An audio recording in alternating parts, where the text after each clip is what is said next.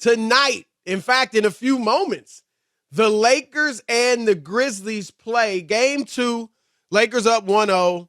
And look, I picked the Grizzlies to win this series, but that was before, of course, their star, Ja Morant, went down in game 1, re-aggravated a hand injury, and he's not even playing tonight, which is no surprise because we saw him at practice yesterday with his hand in ice while he was shooting with his left hand. His right hand was in ice.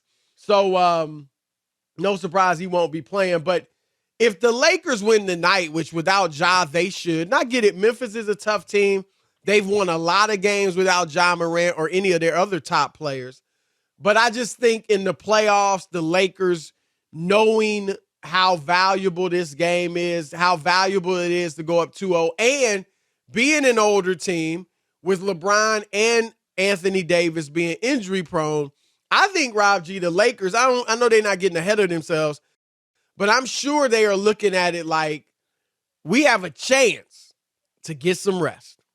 If we could take these boys out in 4, maybe 5 games, then we can relax a little bit. Just get rest, get our old bodies, our bones feeling better while maybe Golden State and Sacramento beat each other up, although that series might not last long either. We'll see. But I think, Rob G, the Lakers going to come out. They should be able to win this game. What are your thoughts? Yeah, I agree. And even though maybe 24 hours ago I would have been less optimistic that they were to come out with the fire that they need to, just because this team, you know, even as recently as a week ago, was playing down to the level of competition almost game in and game out. I think what happened in the Sacramento Golden State series with Draymond getting suspended, which we'll get to in the next hour, I think that's going to have them perked up a little bit, because it's entirely possible now that that series, which a lot of people expected to be a little bit lengthier, maybe at least 6 games, could be over quickly. So the last thing you want to do is you be the old team going against a rested young squad in Sacramento. Having said all of that, the way this is breaking out for the Lakers, and I said this even before the playoffs started, but I feel even more emboldened now, Ja Morant being hurt. If they don't make the Western Conference Finals at a minimum, then this season is a bust. Because the way that this thing is shaken out, everything is breaking in their favor. I thought coming into this game, coming into this series, Memphis being down, Steven Adams and Brandon Clark was a big deal. Right. Say what you want about them. They're role players, but they are very important role players, and they provide a lot of size against a Lakers team that is large up front. Ja Morant going down, even more of a big deal. And then if you keep an eye on the Sacramento and the Golden State series, I know Sacramento's playing better defensively, but they were bottom 10 in the league all season. And the only reason why... have guarded. Yeah, but the only reason, when you and I talked off the air, the only reason why I think it hasn't been as big of a story through the first 2 games of that series is because, for the most part, Golden State's letting them off the hook. They're shooting a lot of threes. They're not really attacking downhill into the paint outside of Steph Curry. Right, and that's the thing. Like, Sacramento, in some ways, is a good matchup for the Lakers because they don't protect the rim. Right. And they just don't have those types of players. They're defending well in this series on the perimeter, picking the Warriors guards up full court, hounding Steph and others up the court. But you're right. If you get to the rim on them, you can either finish or get a foul. And the Lakers live in the paint with AD and LeBron. So look, obviously the Kings will present some quickness problems for the Lakers. But because of their size and because of their strength inside, and that's a weakness for Sacramento, that should be a series that you would think the Lakers can win. Although I'm not writing off the Warriors. But I'll say this to you. Now, your take's okay. It's not bad. Because I get it right now. You're assuming the Warriors are going down, which, okay. Yes. We get it. 2-0, Draymond out for game 3. If the Warriors do win this series, though, I think there'll be some that pick the Lakers, some that pick the Warriors. So I don't think, it's not just going to be a walkover. But I've said this, Rob G, and I said this before the playoffs began, and you probably took my take, reshuffled it, threw a little of your own flavor on it, and now you coming out like you got some real blazing hot take. But I said this, Rob G, and you as a Laker fan, I want your response.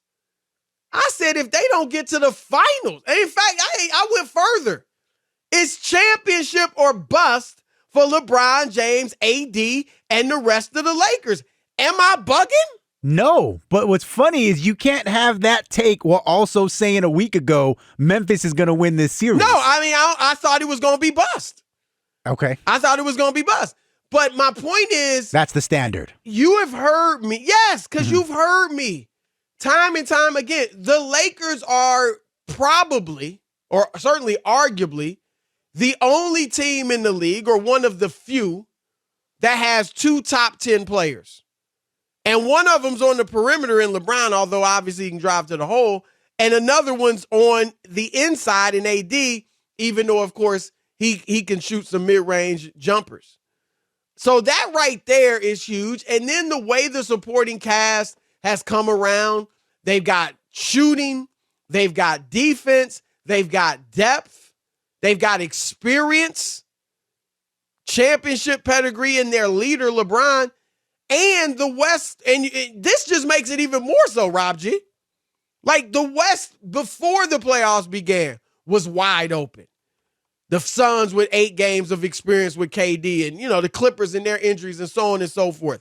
Now, with Ja Morant down, now with the Warriors on the brink, now with Phoenix looking like their depth is shot, you better get to the finals. Now, with Giannis out, I mean, he's banged up. He'll play. We'll see if he plays. Has it been said what he's playing tonight? He's banged up. He's questionable, but the head coach expects him to play. Okay, so he's banged up. We would think he'd be better by the time the finals start, but that's assuming they get there. And still, they don't have 2 top 10 players. Boston, Jaylen Brown on the fringe, top 15, 20 type player. And then Philly, I don't think Philly's getting out of these. I think it's either Boston or Milwaukee. I got Boston. But my point is this, Rob G, and I want your response as a Laker fan. It's championship or bust. Not that LeBron's 38.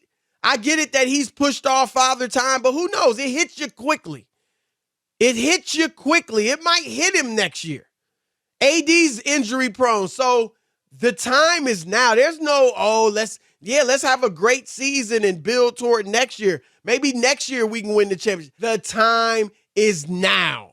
Yeah, I mean, well, practically, of course, given LeBron and AD's injury and age history, of course, it's championship or bust. However, I personally was able to bet the Lakers 50-1 to win the NBA championship because people didn't think that they were capable of doing it. But that was when they still had Russell Westbrook. Even after that, I got him as low as 22-1. So it's not like the Lakers up until recently were viewed as a championship favorite or even a championship caliber team outside of like me and 7 dudes here in Los Angeles. Yeah, but LeBron was hurt. I mean, you got to admit, there are reasons for that. Yes. They were, after the 2-10 start, they've been playing well. Yes. But then LeBron's hurt. AD's hurt.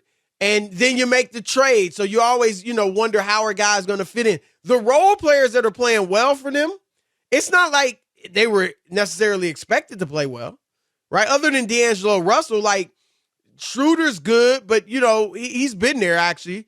Jared Vanderbilt, I liked him as a defender, but I don't think anybody expected him to come in and make a huge difference other than, a Rob Pelinka.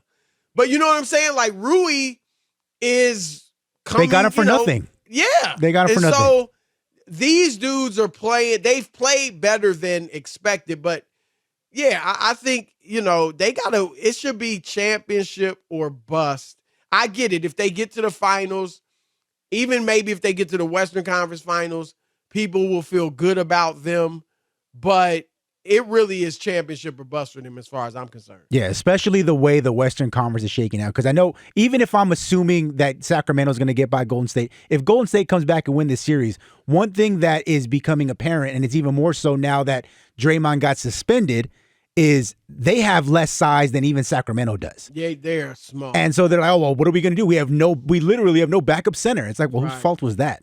Bob Myers. They're small. I thought you were light years ahead of everybody, and you couldn't factor in that Draymond might get suspended again in a playoff game. Look at that anti-Warrior hate. My God. Just because they done beat up on y'all all these years, don't get mad. But you're right. I mean, and remember, when they won a lot of those championships, they had Bogut. They had some size. Yep.